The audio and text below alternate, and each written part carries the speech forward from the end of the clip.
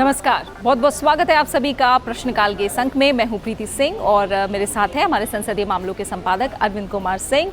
और प्रश्नकाल के इस अंक में भी हम आपके सामने चुनकर कुछ अतारांकित प्रश्न लेकर आए हैं। संसद सत्र के दौरान प्रश्नकाल में दो तरह के प्रश्न पूछे जाते हैं, तारांकित और अतारांकित। इनमें से अतारांकित प्रश्नों का जवाब सरकार की तरफ से मौखिक रूप में नहीं दिया जाता बल्कि लिखित रूप में दिया जाता है। और ऐसे ही कुछ सवाल हम एक बार फिर आपके लिए चुनकर लाए हैं जो लोकहित से जुड़े हुए हैं। और अरविंद जी, प्रश्नकाल की शुरुआत करें तो एक बार मौसम के बारे में भी बता दें कि आज मौसम भी काफ़ी सुहावना हो रहा है यहाँ संसद के अंदर। और इस मौसम के बीच प्रश्नकाल एक तरह से पेश करते हुए और ज़्यादा खुशी हो रही है क्योंकि हमारे पसीने निकलते हैं कई बार गर्मी। बिल्कुल, खेती के और बहुत अच्छे सवाल है। जैविक खेती से ही शुरुआत कर लेते हैं प्रश्नों की अरविंद जी, क्योंकि जैविक खेती को अगर बहुत वृहद रूप से समझें तो आज ये बहुत बड़ी ज़रूरत हमारे देश के लिए भी बन गई है। और जैविक खेती के आर्थिक प्रभाव को लेकर हालांकि ये सवाल है, और ये सवाल पूछा है तोटा सीताराम लक्ष्मी ने।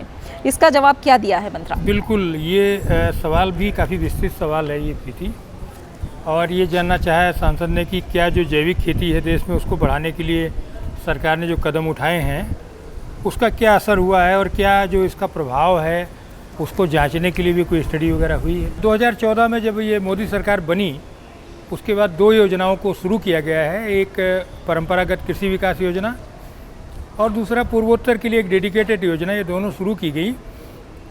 इसके अलावा भी कृषि विकास के कुछ ऐसे कंपोनेंट हैं जिसमें जैविक खेती में मदद मिलती है, जिसमें राष्ट्रीय कृषि विकास योजना है, बागवानी विकास मिशन है और जैविक खेती नेटवर्क परियोजना है, ये भी मदद करते हैं।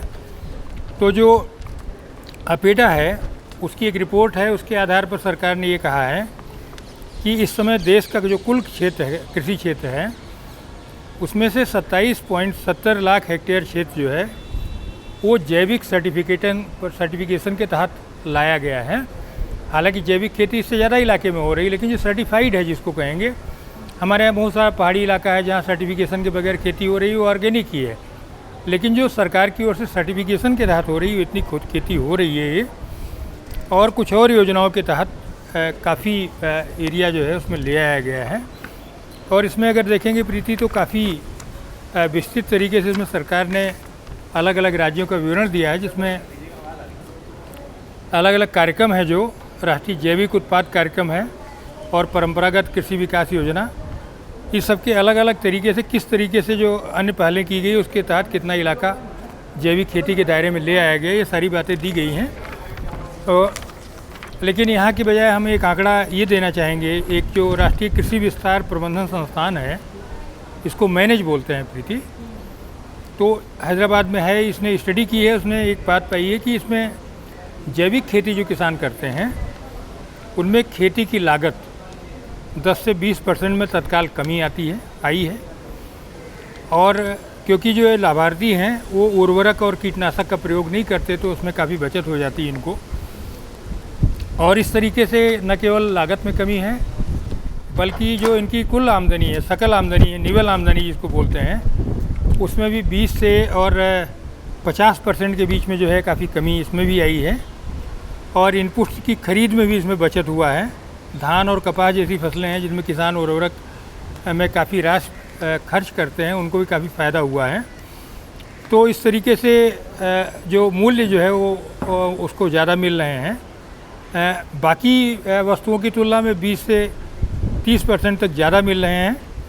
और ये कहा गया कि जो ट्राइबल एरिया है, जो वर्षा सिंचित इलाका है, पहाड़ी इलाका है और रिमोट इलाका है, वहाँ जैविक खेती के विस्तार की काफ़ी गुंजाइश है। तो ये एक बड़ा सवाल जो जिसको कहिए कि बड़े लोगों तक पहुंचने वाला सवाल है ये प्रीति। लेकिन अब एक और सवाल जो बड़ा महत्वपूर्ण है कि जो कृषि का क्षेत्र है उसमें रोजगार के अवसरों की क्या स्थिति है। ये तीन इसमें कुछ महत्वपूर्ण जो सांसद जो कि खेतीबाड़ी से संबंधित है, विजय पाल सिंह तोमर, राजमणि पटेल, डॉक्टर अमी याज्ञिक और डॉक्टर एल हनुमंतैया, इनका सवाल है, ये क्या जवाब है इसका प्रीति? जी अरविंद जी, कृषि क्षेत्रों में रोजगार के अवसर को लेकर इन चारों सांसदों ने काफ़ी अहम सवाल किया है, क्योंकि हम जानते हैं कृषि आधारित हमारी एक तरह से हमारा देश है। और कहीं ना कहीं ये कोशिश सरकार की ज़रूर है कि जो कृषि क्षेत्र है वहाँ ज़्यादा से ज़्यादा रोजगार के अवसर यहाँ देश में लोगों को मिले। तो इसका जो जवाब दिया है कृषि और किसान कल्याण मंत्री नरेंद्र सिंह तोमर ने, उन्होंने बताया कि एक राष्ट्रीय नमूना सर्वेक्षण कार्यालय इसके द्वारा जो सर्वेक्षण किया गया उसमें भारत में रोजगार और बेरोजगार की स्थिति पर जो हालिया सर्वेक्षण है उसके मुताबिक कृषि और उससे जुड़े क्षेत्रों में कार्यरत कार्यबल की अनुमानित संख्या 2009-10 में 24 करोड़ 74 लाख से घटकर 2011-12 में 23 करोड़ 18 लाख तक हो गई है। यानी लगभग इसमें 6% की कमी आई है अगर 2009-10 और उसके बाद 2011-12 में देखें, यही सर्वेक्षण हुआ है नवीनतम। उन्होंने ये भी बताया है कि जो प्राइमरी सेक्टर कृषि की अगर बात करें उससे सेकेंडरी किसी और सेक्टर में जिसको द्वितीय या तृतीय क्षेत्रों में कार्यबल का शिफ्ट माना जाए, वो एक तरह से डेवलपमेंट प्रोसेस की एक सामान्य सी प्रक्रिया, और वो सिर्फ भारत में ही नहीं बल्कि दुनिया में, पूरी दुनिया में देखने को मिलता है कि कृषि से आप दूसरे सेक्टर की तरफ रुख कर रहे हैं, तो इसलिए भारत में भी देखने को मिल रहा है। वहीं उन्होंने बताया कि सरकार ने इसके लिए क्या किया है। सरकार ने अलग अलग योजनाएं शुरू की हैं जिनका लक्ष्य है कि उत्पादन को बढ़ाया जाए, उत्पादकता को बढ़ाया जाए, ताकि जो कृषि क्षेत्र है उसको अधिक व्यवहार्य बनाया जा सके। इसके अलावा सरकार ने देश में रोजगार के सृजन के संबंध में कई उपाय किए हैं।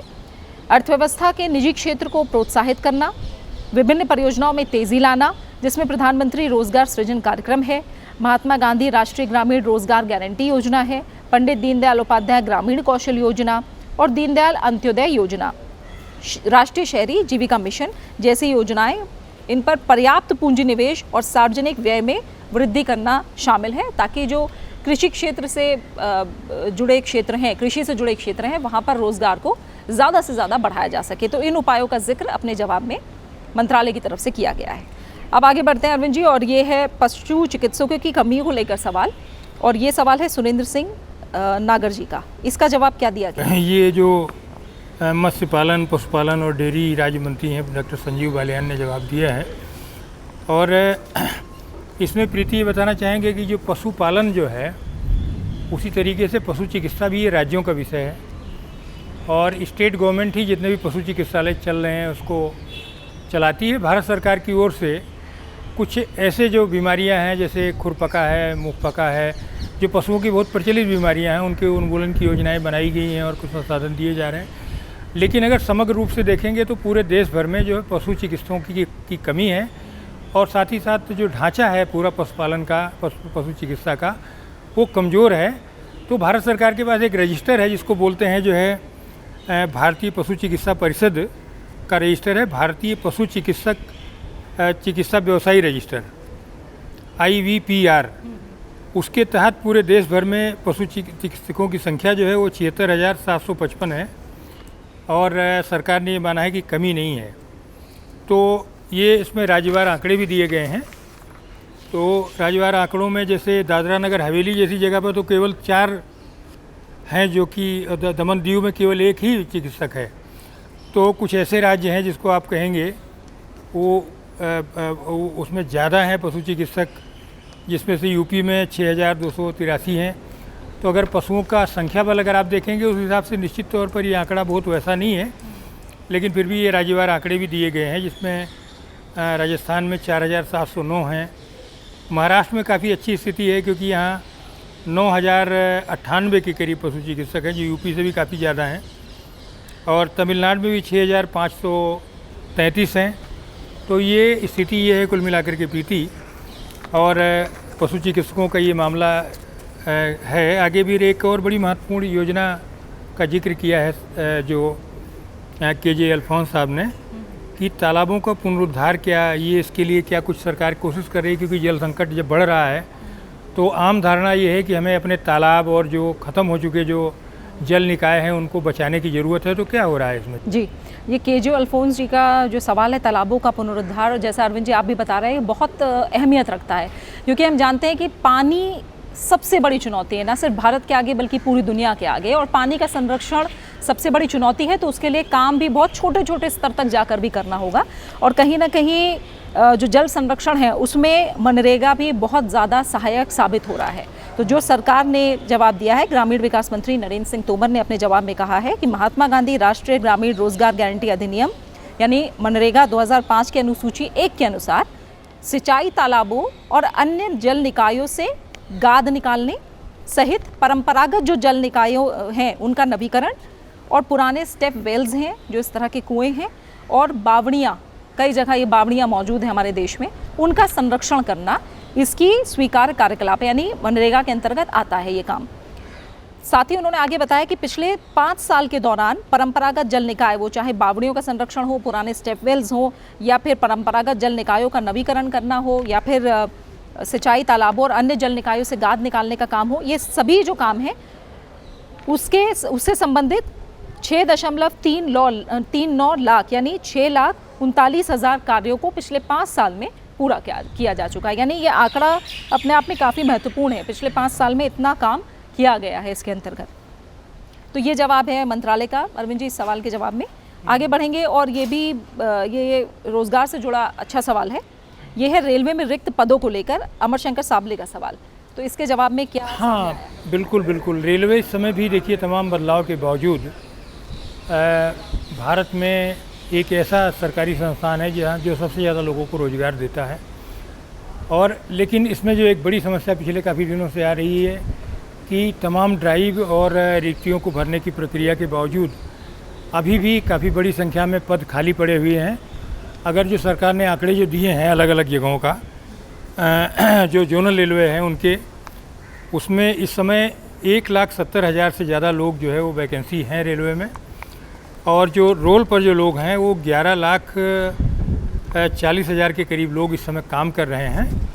और इस समय जो लोग काम कर रहे हैं उसमें सबसे ज़्यादा जो पद जिसको कहिए वो सबसे ज़्यादा सिविल में है, जो कि 2,82,000 के आसपास है। इसके बाद मैकेनिकल में है 2,55,000 के आसपास। और उस तरह से रेलवे प्रोटेक्शन फोर्स में 52,000 से ज़्यादा लोग हैं काम कर रहे हैं। तो अलग अलग सेक्टर में ये काफ़ी रिक्तियाँ हैं। और सबसे ज़्यादा रिक्तियों वाला जो इलाका है वो दक्षिण रेलवे में 11,770 रिक्तियाँ हैं। तो सरकार ने अभी कोशिश की है कि जल्दी से जल्दी रिक्तियाँ भरी जाएँ, क्योंकि कोई भी रिक्तियाँ भरना रेलवे जैसे जगहों पर जब एक वैकेंसी आती है तो बहुत ज़्यादा जो है लोग भरते हैं उसमें। और वो पूरी प्रक्रिया जो है रेलवे रिक्रूटमेंट बोर्ड है और बाकी जो प्रक्रियाएँ हैं उसमें टाइम लगता है किसी पद के लिए। तो सरकार ने अभी कुछ दिनों से कोशिश की है, जो कोशिश की है उसको साकार होने में अगले 2-3 सालों के अंदर ये स्थिति आ जाएगी कि रिक्त पदों को जल्दी भरा जा सकेगा। तो ये स्थिति है इसमें प्रीति। अब एक और है जो लॉजिस्टिक्स नीति को लेकर के है प्रीति। एक सवाल सामान्यतः उठता रहा है कि जो हमारे यहाँ जो लॉजिस्टिक्स की लागत है वो ज़्यादा है, चीन की तुलना में बहुत कम है। अगर चीन में तो बहुत कम है। और इसीलिए दुनिया के तमाम देशों में जब कंपटीशन होता है हमारे सामानों का तो उसमें हम टिक नहीं पाते, क्योंकि हमारा जो सामान जाने की जो लागत है, जो ढुलाई की लागत ज़्यादा है, उसको कम करने के लिए क्या सरकार कोई लॉजिस्टिक्स की पॉलिसी लेकर के आ रही है? वजह से जो चीज़ों के दाम हैं वो अपने आप ज़्यादा हो जाते हैं। अगर लॉजिस्टिक्स की लागत कम की जाए तो फिर उससे कहीं ना कहीं जो दाम है चीज़ों के उस पर असर पड़ेगा। तो ये जो सवाल है उसके जवाब में वाणिज्य और उद्योग मंत्री पीयूष गोयल ने कहा है कि जो प्रारूप राष्ट्रीय लॉजिस्टिक नीति में जो स्टेक होल्डर्स हैं उनसे विचार विमर्श के लिए सार्वजनिक राय हेतु इसको रखा गया। यानी इस नीति के लिए आप सार्वजनिक राय दे सकते हैं, अलग अलग स्टेक होल्डर्स जो हैं। और प्रारूप नीति का जो विजन है वो अच्छी तकनीक, प्रक्रम और कुशल मानव शक्ति से युक्त एकीकृत, समेकित, कार्यकुशल, विश्वसनीय, हरित, सतत और लागत प्रभावी लॉजिस्टिक्स नेटवर्क के जरिए देश के आर्थिक विकास और व्यापार प्रतिस्पर्धात्मकता को संचालित करना है। यानी ये चीज़ें उसमें शामिल हों और कितना अच्छा जो एक तरह से कहा जाए कि टेक्नोलॉजी, प्रोसेस और स्किल मैन पावर का भी इस्तेमाल हो इसमें, और कॉस्ट इफेक्टिव लॉजिस्टिक नेटवर्क तैयार किया जा सके इन सब उपायों के जरिए। साथ ही उन्होंने बताया है कि जो इंटर मिनिस्ट्रियल कंसल्टेशन है, अंतर मंत्रालय जो कंसल्टेशन है, उसके अलावा ड्राफ्ट नेशनल लॉजिस्टिक्स पॉलिसी को अलग स्टेक होल्डर्स के साथ भी इंटरेक्शन के लिए रखा गया और 450 से ज़्यादा सुझाव इसमें प्राप्त हुए हैं। और इन सभी को जो ड्राफ्ट पॉलिसी है उसमें इनकॉर्पोरेट किया गया है, उसमें शामिल किया गया है इन सुझावों को भी। तो ये कोशिश सरकार की तरफ से की गई है नई राष्ट्रीय लॉजिस्टिक नीति के लिए। तो ये जवाब हुआ यहाँ पर अरविंद जी। और मुझे लगता है इसी के साथ हमें जो अंक है इस बार प्रश्नकाल का वो यही रोकना होगा। और ज़्यादा से ज़्यादा सवाल इस बार भी हमने लेने की कोशिश की है। अगले अंक पे हम फिर हाजिर होंगे। लोक महत्व जनहित से जुड़े तमाम और आतानांकित प्रश्न इस सत्र में जो पूछे गए हैं वो आपके सामने लेकर आएंगे। फिलहाल हमें दीजिए इजाज़त। नमस्कार।